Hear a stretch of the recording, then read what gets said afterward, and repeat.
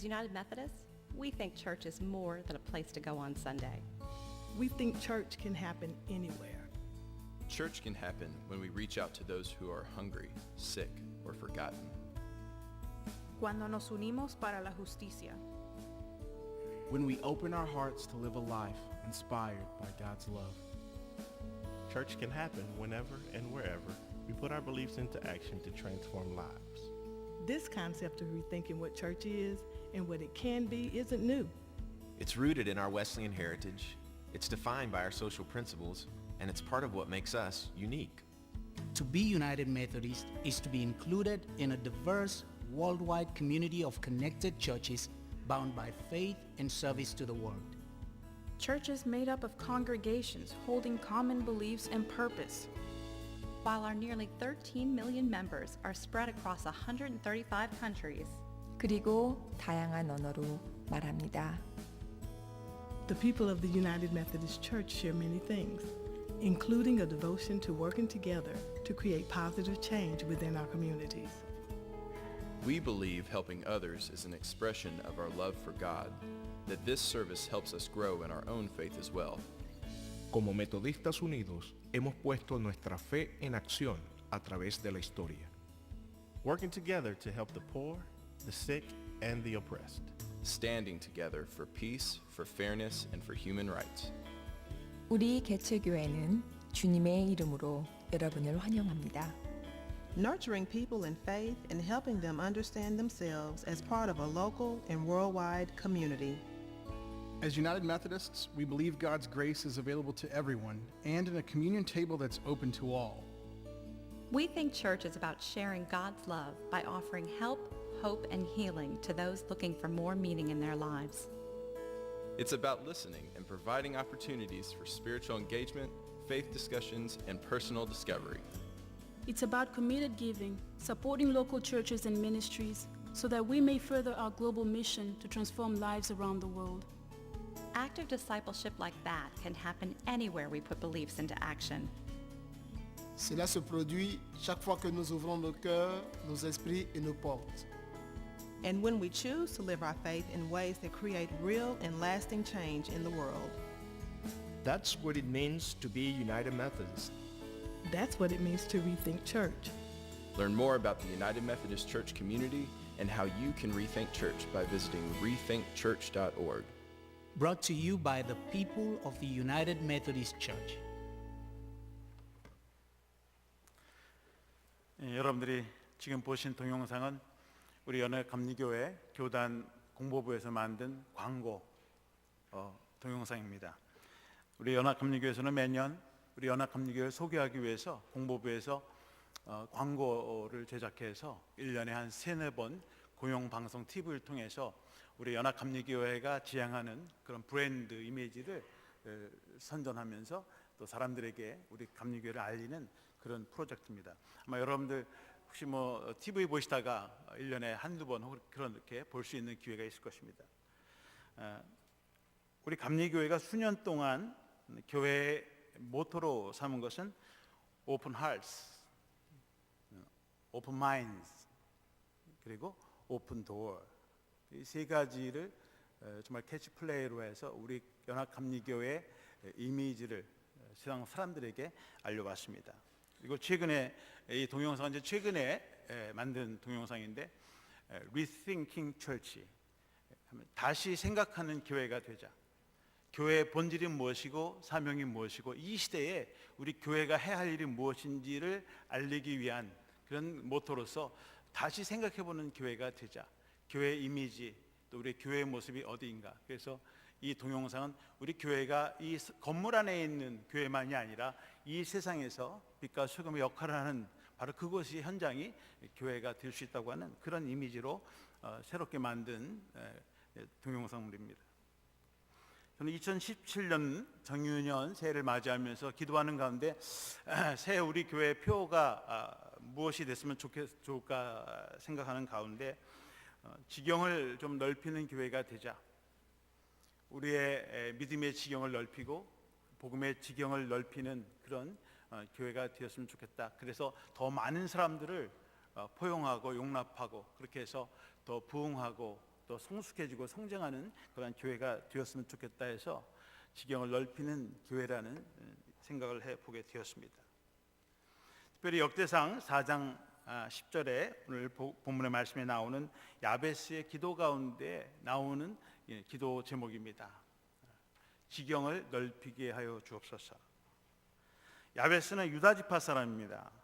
역대상 4장에는 유다 지파의 족보들이 쭉 나옵니다. 2장, 3장, 4장 계속 유다 지파가 나옵니다. 왜냐하면 유다 지파는 이스라엘의 왕 다윗 왕을 배출했고 또 남유다의 왕국을 이끌어오는 그런 지도자들을 배출한 가문이기 때문에 3장이 넘도록 유다 지파의 그 후손들의 족보들을 일일이 기록하고 있습니다.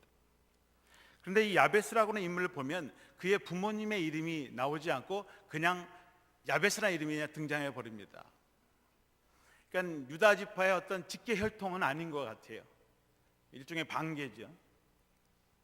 본문에서는 단지 야베스라고 하는 인물은 그들의 형제들 가운데 가장 존경받는 인물이었다라고 하는 사실, 또 어머니가 이 야베스를 낳을 때 많은 해산의 고통을 통해서 낳은 아들이다. 그래서 이 아이를 낳으면서 많은 산모의 고통을 겪어서 어머니가 이름을 야베스, 고통을 준 아이, 그렇게 이름을 줬습니다. 아버지 이름이 나오지 않아요. 그러니까 혹시 어머니 이름만 나오는 걸 보면, 어머니만 나오는 거 보면 혹시 아버지 없이 뭐 사생아처럼 나오는 아이일지도 모르겠습니다만은 어쨌든 그 가문에 대한 혈통에 대해서는 전혀 성경에 나오지 않습니다.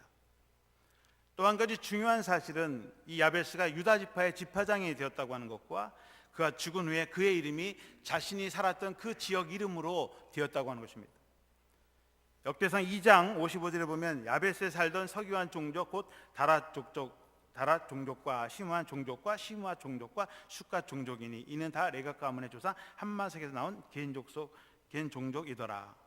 그래서 역대상에 이 유다 지파의 사람들의 인물들이 나오면서 야베스 지역에 살던 사람들의 이름이 나오는 것을 보면 야베스가 정말 훌륭한 사람이 되어서 그 동네가 야베스의 이름으로 불려졌다고 하는 것입니다.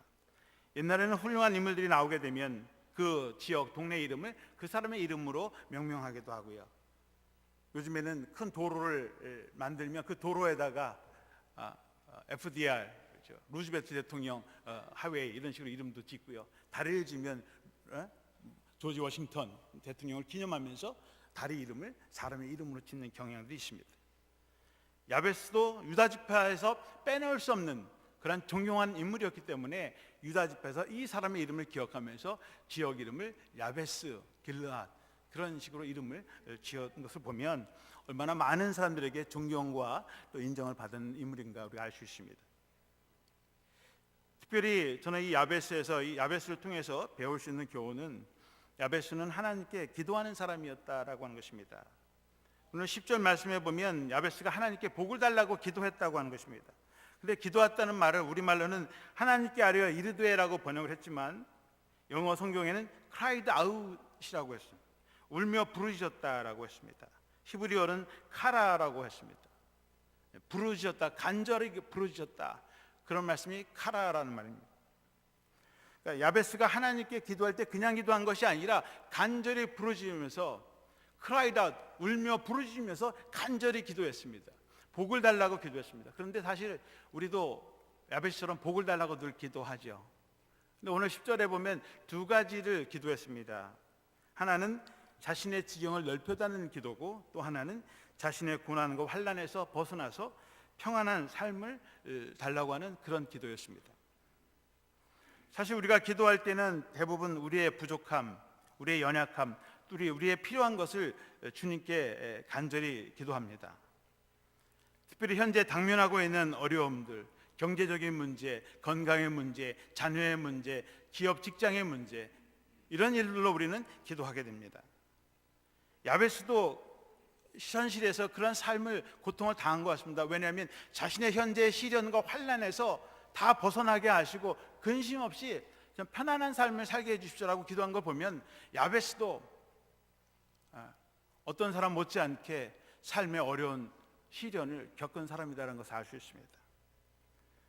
그런데 이 야베스의 기도 가운데 특별히 더 우리에게 관심을 주는 것은 그의 기도가 현재 당면하고 있는 문제만이 아니라 현재를 뛰어넘는 미래를 향한, 미래를 위한 기도를 드렸다고 하는 것입니다. 자신의 삶의 지경이 현재의 삶의 조건, 환경 속에서 머무르는 그것이 아니라 자신의 삶의 영역과 지경이 더 확장되고 넓혀지도록 기도했다고 하는 것입니다. 그 기도 제목은 자신만을 위한 기도가 아니죠. 자신의 후손들을 위해서, 그들의 기업이 넓어지고 그들의 영역이 확장돼서 더 큰 일을 감당할 수 있는 그런 기도가 해달라는 비전을 가진 기도였다고 하는 것입니다. 그래서 그 유다 지파의 이 야베스의 기도를 통해서 갈렙이라고 하는 여분네 아들 갈렙이라고 하는 사람은 가나안 땅에 들어갔을 때 아무도 넘보지 못하는 헤브론 산지를 취했습니다. 그런가 하면 이 유다 지파에서는 다윗과 같은 이스라엘의 가장 위대한 왕이 탄생하고 한 가정의 목동 출신이 한 나라를 다스리는 목자가 되었다고 하는 것입니다. 거기서 끝나지 않습니다. 이 유다 지파 다윗의 혈통을 통해서 이 세상을 구원하러 오시는, 이 세상을 구원하시는 예수 그리스도가 유다 지파의 가문을 통해서 탄생했다고 하는 것입니다. 바로 그 기도의 뿌리로 들어가면 바로 야베스의 지경을 넓혔다고 달려가는 그 하나님의 기도가 응답돼서 자자손손 그 축복이 이루어졌다고 하는 것이 사실입니다. 그럼 저는 오늘 특별히 우리의 기도, 새해를 맞으면서 우리의 기도가 오늘 우리가 당면하고 있는 현실적인 문제 그것만이 아니라 그것을 넘어서서 우리의 기도가 우리뿐만 아니라 우리의 후손들에게도 길을 열어주고 우리의 복이 그들의 축복이 될 수 있는 그러한 기도의 제목이 우리의 기도의 제목이 되기를 축원합니다. 그래서 2017년도 새해를 맞이하면서 올 한 해는 우리의 지경이 넓혀지는 그런 한 해가 되기를 소망하는 것입니다. 그래서 저는 올해 우리 교회 표어를 복음의 지경을 넓히는 교회라고 그렇게 정해 보았습니다. 그런데 문제는 우리가 어떻게 하면 정말 우리의 지경이 넓혀질 수 있을까 하는 것입니다. 저는 우리 연합감리교회 세 가지 모토, 그것이 우리의 지경을 넓히는 길이라고 그렇게 생각합니다. 무엇보다도 우리의 지경이 넓혀지기 위해서는 우리의 마음의 문을 열어야 합니다. Open hearts.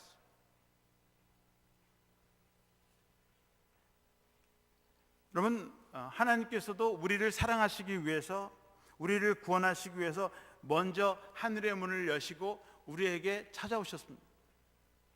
여러분, 누가복음 2장, 우리 지난주에도 우리 아담 목사님이 말씀을 전했습니다마는 누가복음 2장에 보면 예수님께서 탄생하시던 밤에 천사들이 제일 먼저 이 예수님의 탄생의 소식을 전해받은 사람들이 목자들입니다.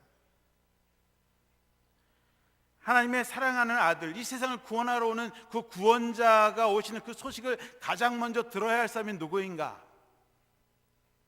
아마도 그 시대에는 대제사장, 혹은 말씀을 누구보다 깊이 연구하는 서기관들, 혹은 모세의 율법을 누구보다 신봉하고 열심히 철저하게 믿었던 바리새인들, 혹은 헤롯과 같은 정치 지도자들, 그런 기쁜 소식, 그런 놀라운 소식이 먼저 전달돼야 되는 것이 아닌가 생각합니다.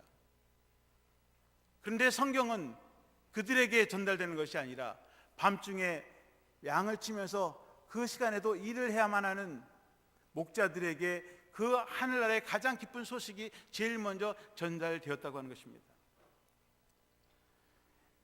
여러분, 예수님 당시의 목자들은 우리가 지금 생각하는 낭만적인 목자들이 아닙니다.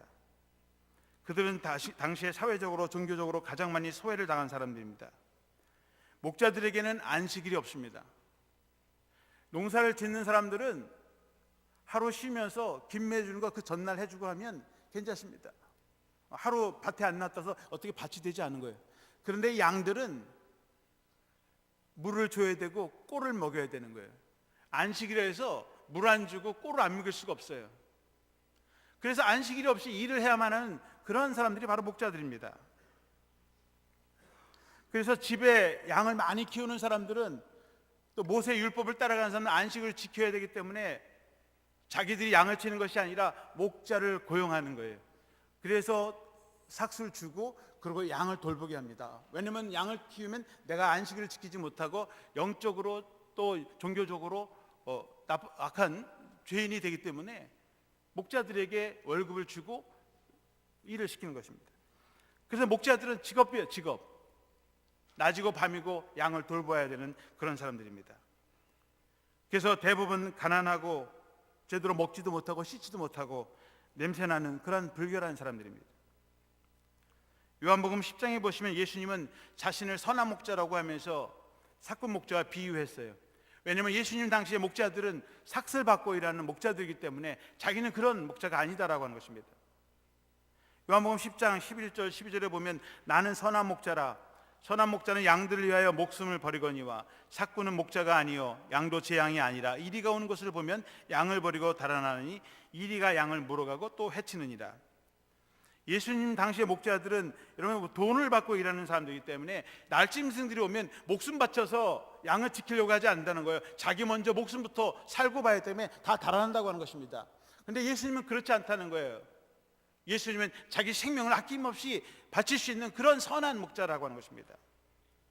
그 당시에는 소위 선한 목자가 그렇게 많지 않았다고 하는 것입니다. 예수님 당시의 목자들은 도덕적으로 윤리적으로도 부정직한 사람이라는 그런 인식을 가지고 있습니다. 그러면 양을 키우면 날짐승들이 와서 밤이면 양들을 채가고 양들을 잡아먹는 거예요. 양이 숫자가 줄어들 수가 있습니다. 그렇다고 해서 목자가 그 일일이 다 보상할 수가 없어요. 그래서 영어로 양은 sheep인데 이 sheep이라는 걸 복수로 할 땐 sheeps 이렇게 안 하고 그냥 sheep이에요. 왜냐면 너무 많아서 셀 수가 없는 거예요. 새끼들이 무리를 지기 때문에 단수로 쓰는 거죠. 근데 이스라엘 사람들도 양을 한 마리 한 마리를 맡겨놓고 카운트해서 양 몇 마리를 카운트할 수가 없어요. 그래서 대략 세서 양이 한 110마리면 그냥 100마리를 정합시다. 그러면 한 10마리 정도로는 위아래로는 그냥 허용하는 거예요. 그래서 양을 새끼도 낳았죠. 또 잡아먹기도 하죠. 그래서 한 100마리 정도만 유지하면 되는 거예요. 그런데 양들이 새끼를 낳잖아요. 그런데 양이 막 불어요. 한 120마리가 됐어요. 그러면 이 20마리를 갖다 파는 거예요. 그럼 자기의 개인 부수입이 되는 거죠. 그렇게 해서 목자들은 부도덕하고 부정직하다는 그런 인식을 가지고 있는 사람들이라. 왜? 그 여윳돈을 자기 마음대로 자기 사비로 충당할 수 있기 때문에 목자 하면은 도덕적으로 의심되는 그런 사람들이라고 그렇게 생각했다고 하는 것입니다. 목자들은 안식일을 제대로 지키지 못하는 종교적으로는 불경건한 사람들이었어요. 사회적으로는 부정직한 사람들이, 또 위생적으로는 더럽고 냄새나는 양들과 함께 먹고 자고 사는 그런 사람들입니다. 그런데 하나님의 가장 기쁜 그 소식을 전달받은 사람들이 그 시대의 죄인이고 그리고 손가락질하고 소외당하는 사람들에게 별로 환영받지 못하는 그 목자들에게 제일 먼저 그 기쁨의 소식이 전해졌다고 하는 것입니다. 하나님께서 하늘문을 여시고 그 기쁜 소식을 그 시대에 그 밤중에도 일을 해야만 하는 그 목자들에게 오셔서 그 기쁜 소식을 전해 주었다고 하는 것입니다. 천사들이 그들의 곁에 와서 그리고 하늘의 영광의 구름이 그들 가운데 임재했다고 그렇게 기록하고 있습니다. 하나님께서 이 세상에서 소외당하고 사랑받지 못한 사람들에게 하늘문을 여시고 하나님께서 마음의 문을 여시고 먼저 그들에게 찾아와 주셨다고 하는 것입니다.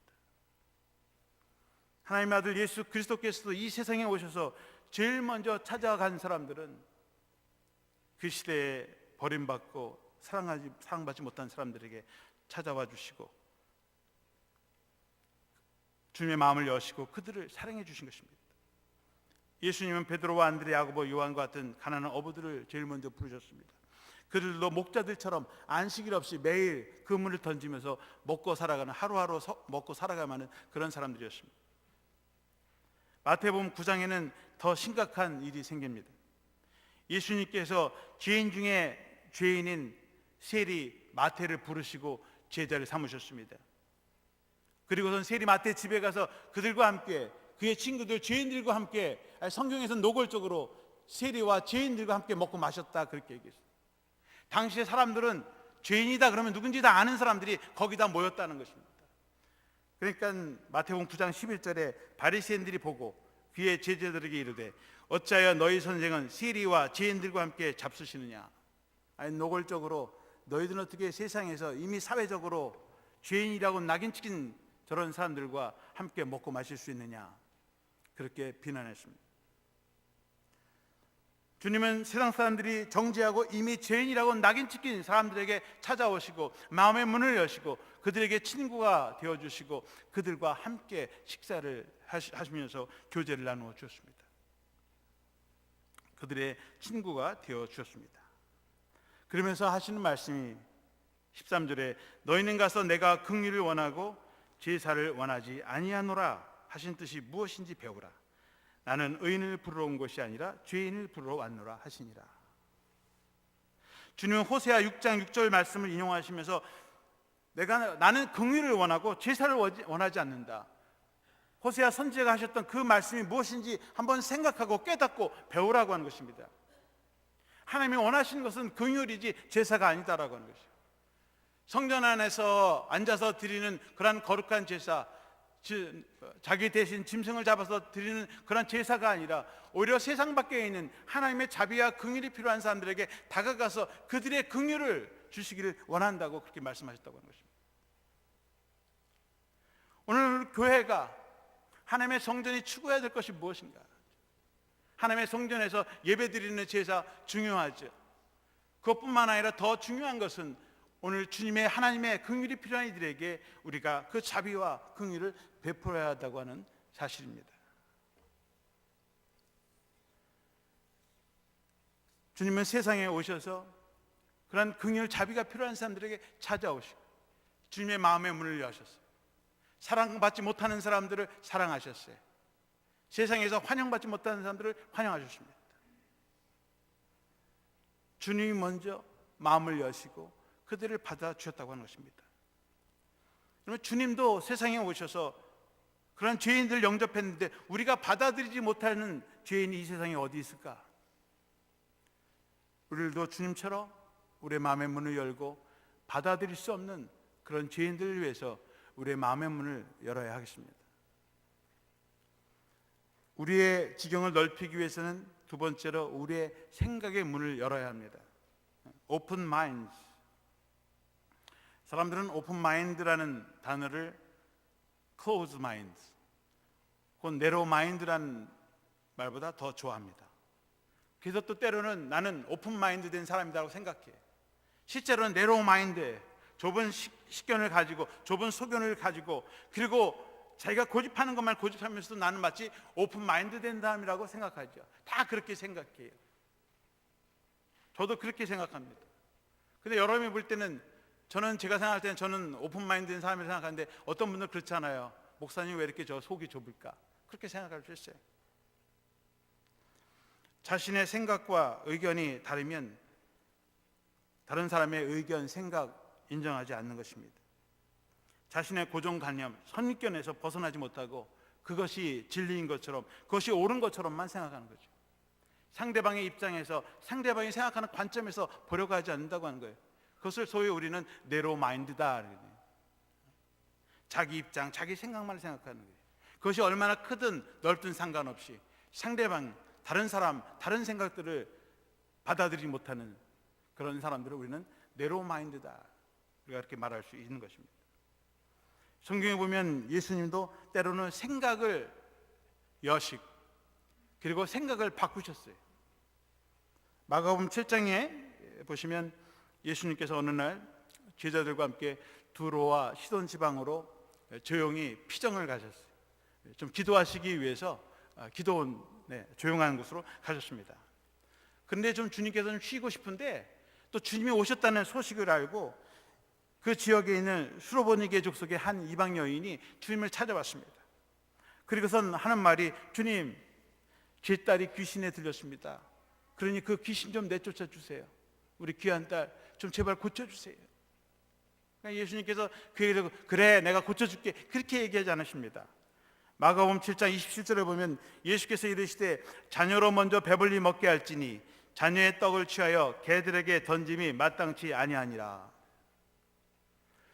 주님의 이 세상에 오신 목적이 하나님의 선택받은 이스라엘 백성들이 예수님의 구원의 대상이고 그들이 먼저 하나님의 복음을 통해서 구원받아야 된다고 하는 것입니다. 아직 이방인은 때가 아니다라고 이렇게 말씀하시는 거죠. 너희는 아직 차례가 안 됐다. 그리고 이 주님께서 하나님께서 차려주신 이 잔치상은 하나님의 선택받은 이스라엘 백성들에게 주어진 것이지 너희 개 같은 이방인들에게는 아직 기회가 되지 않았다. 어떻게 개에게 주기 위해서 주인의 집 자녀의 음식을 뺏어다가 개에게 줄 수 있느냐.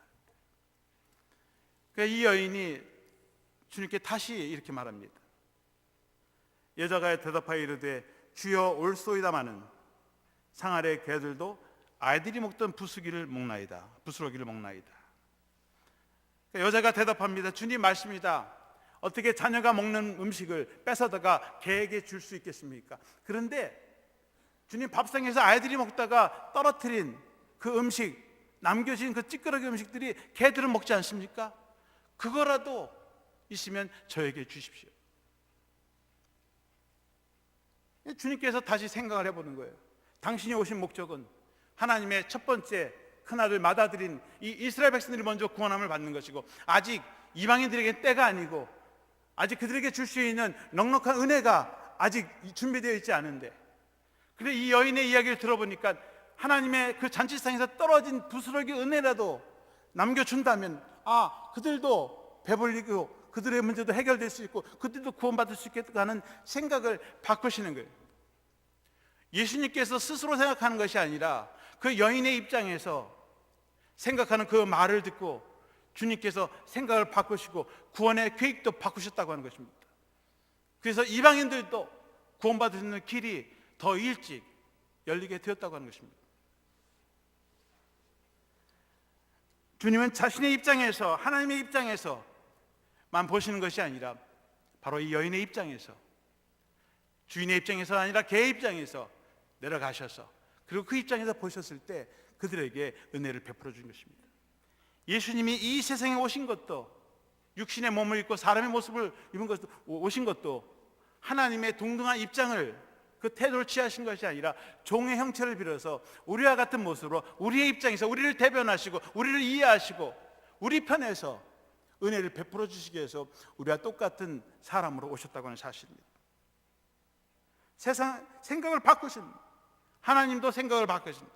주님도 생각을 바꾸시고 그리고 더 열게 될 때 더 많은 사람들이 하나님의 구원의 반열에 동참하게 되고 하나님의 구원을 맛보게 되었다고 하는 것입니다. 우리의 생각을 바꿀 필요가 있습니다. 사람들은 세상을 바라보는 나름대로의 방식, 관점이 있습니다. 사람들마다 다 다르지만 세상을 바라보는 방식을 패러다임이라고 합니다. 그런데 우리가 가지고 있는, 여러분이 가지고 있는, 제가 가지고 있는 그 패러다임이 다 다른데, 그런데 만약 이 패러다임에서 우리가 새로운 변화 또 어떤 성장을 기대한다고 하면 우리의 생각의 전환, 사고의 전환, 패러다임 시프트가 필요한 것입니다. 내 생각이 여전히 있는 한 우리는 성장할 수 없어요. 우리는 변화될 수 없습니다. 내 생각은 변하지 않으면서 상황이 바뀌어지고 교회가 바뀌어지고 세상이 바뀌어지고 변한다? 아니요. 여러분, 한국이 지금 어렵지 않습니까? 그런데 어려운 상황에서도 국민들의 생각이 바뀌지 않고 정치인들의 생각이 바뀌지 않으면 대통령이 바뀌어도 여전히 똑같은 문제는 계속해서 발생해 나갈 것입니다. 앞으로 30년, 40년도 마찬가지일 거예요. 생각의 전환이 바뀌어야 됩니다. 레리 탐슨이라고 하는 사람은 패러다임 시프트를 이렇게 정의했습니다. 패러다임의 변화라고 하는 것은 새로운 이해를 통해서 새로운 모델과 패턴을 발견하도록 돕는 것이다. 그래서 오래된 것으로부터 새로운 생각과 행동을 할 수 있도록 하는 변화이다. 그러니까 패러다임의 변화가 필요하면 새로운 이해가 있어야 된다는 거죠.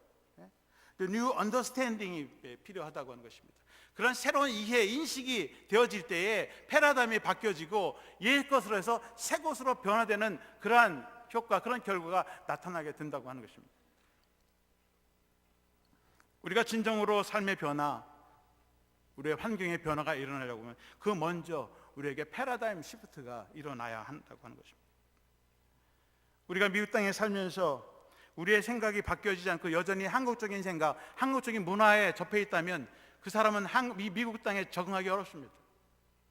미국 사람들 생각하는 사고 방식, 생활 방식, 그들이 지향하는 가치관을 우리가 배워야 돼요. 뭐 다 따라가라 흉내내라는 것이 아니죠.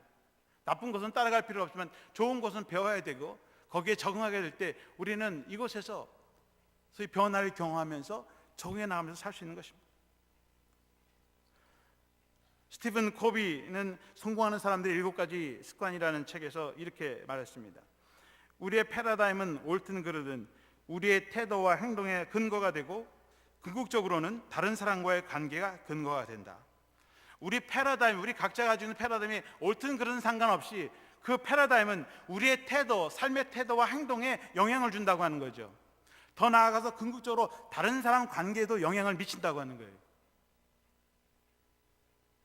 우리 삶의 행동에 문제가 있거나 사람과의 관계가 문제가 발생한다면 내가 가지고 있는 패러다임에 문제가 뭐가 있는지 생각해 봐야 돼요. 그것이 변화되지 않으면 그 문제는 계속해서 일어날 것이고 우리의 삶의 변화는 일어나지 않는다고 하는 것입니다. 내 패러다임이 바뀌어질 때 그 문제가 해결되고 더 성숙하고 성장할 수 있는 그런 기회가 된다고 하는 것입니다. 오늘 우리 교회가 리think, 다시 생각해보자라고 하는 것은 우리의 패러다임을 바꿔보자고 하는 것이죠. 오늘 21세기 2017년을 살아가는 사람들, 그 사회와 문화 속에 우리가 생각하는 신앙과 그 가치관들이 또 성경의 그 교주 표준들이 과연 얼마만큼 relevant, 적절한가, 적합하고 있는가, 우리가 깊게 생각해 볼 필요가 있습니다. 우리의 생각이 바뀌어질 때 문제가 해결되고 삶의 변화가 일어나고 우리의 삶의 지경이 넓혀지게 된 줄로 믿습니다. 마지막으로 3번째는 교회의 문을 열어야 합니다. 굳게 닫힌 우리의 마음의 문을 열어야 되고 생각의 문을 열어야 되고 교회의 문을 열어야 됩니다. 사도행전 10장에 가시면 하루는 베드로가 욥바에 머무르고 있을 때에 기도하다가 환상을 보게 되었습니다. 기도하는데 환상을 보니까 하늘에서 하얀 보자기가 있는데 보자기가 내려오는 거예요. 근데 보자기에 이렇게 보니까 거기에 뇌에 나오는 부정한 짐승들, 거기에 곤충들이, 거기 막 벌레들이 있습니다. 마침 배가 고플 때였는데 하나님께서 그걸 먹으라는 거예요. 그러니까 베드로가 기도하다가 이건 다 부정한 짐승들인데 이제까지 내가 먹지 않았던 건데 이걸 어떻게 먹습니까? 그러니까 주님께서 말씀하시기를 하나님께서 깨끗하게 하신 것을 네가 속되다 하지 말라. 먹으라는 거예요. 그러고선 왜 하나님께서 나에게 이런 또 도전을 주시고 이런 환상을 주시는가, 그래 고민하게 되었습니다. 그런데 마침 문 밖에서 문을 두드리는 소리가 납니다. 기도하는 가운데 또 생각하는 가운데 나가서 문을 열어보니까 헬라 로마 군인들이 몇 명이 찾아왔어요. 당신들 누구십니까? 아마 베드로는 놀랐는지 모르겠어요. 자기 잡으러 왔는지. 근데 사실은 자기들은 이 로마 이탈리아의 백부장인 고넬료라고 하는 사람이 당신을 부르러 오라고 해서 우리가 심부름을 했습니다. 저희들과 함께 가시죠. 아마 베드로는 자기를 잡으러 온 군사는 아니니까 아마 놀랬는지도 몰라요. 근데 가야 될까 말아야 될까. 근데 그 환상을 생각하면서 하나님께서 보내주신 사람들이구나. 사도행전 10장 23절에 보면 베드로가 불러들여 유숙하게 하니라. 그들을 문을 열고 들어와서 자기 집에서 유하게 했다. 그러고선 그들과 함께 이제 고넬료에 갔습니다. 그들에게 예수님의 복음을 전하였습니다. 그들이 회개하고 세례를 받고 고넬료와 그의 건속들이 믿음을 얻게 되고 이 구원함을 받았습니다. 그리고선 사도행전 10장 45절에 베드로와 함께 온 할례 받은 신자들이 이방인들에게도 성령을 부어 주심으로 말미암아 놀라니 그랬어요.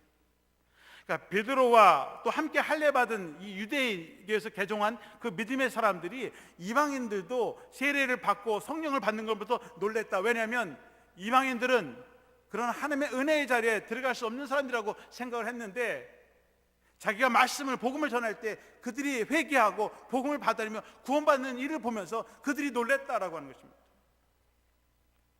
자기에게 찾아온 이방인들에게 문을 열어 그들을 영접하고 또 그들의 가정에 방문해서 그들에게 복음을 전파할 때 그들도 구원받는 역사가 일어났다고 하는 사실입니다. 여러분, 오늘 우리들은 교회 안에 여전히 이방인 같은 사람들이 없는가? 누가 우리 안에 있는 이방인들인가? 여전히 소외당하고 사랑받지 못하는 사람들이 있는가? 교회 밖에 여전히 이방인들은 누구인가? 주님도 마음을 여시고 생각을 여시고 그들을 영접하고 그들을 친구로 삼고 제자로 삼으셨는데 과연 우리들은 영접하지 못할 사람들이 누가 있는가? 저는 2017년 새해를 맞이하면서 저와 여러분들이 우리의 굳게 닫힌 문이 열려지기를 축원합니다. 용납하지 못하는 사람들, 사랑하지 못하는 사람들에게 마음을 열고 다가가고 우리의 생각을, 고정관념을 좀 깨고 더 넓은 생각, 내 입장에서가 아니라 상대방의 입장에서 좀 생각해보고 그들에게 긍휼을 베풀고 그리고 그들을 받아주고 교회 문을 열어서 이제는 우리가 교회 안에가, 교회가 교회 안에서만이 교회가 아니라 교회 밖에 교회를 세워가는, 우리가 가는 것이 하나님의 임재하심과 하나님의 예배하심과 하나님께 영광 돌리는 그런 역사가 일어남으로 말미암아 우리 교회 영역이, 지경이 확장되는 그런 놀라운 역사가 2017년도에 일어나기를 주님의 이름으로 축원합니다.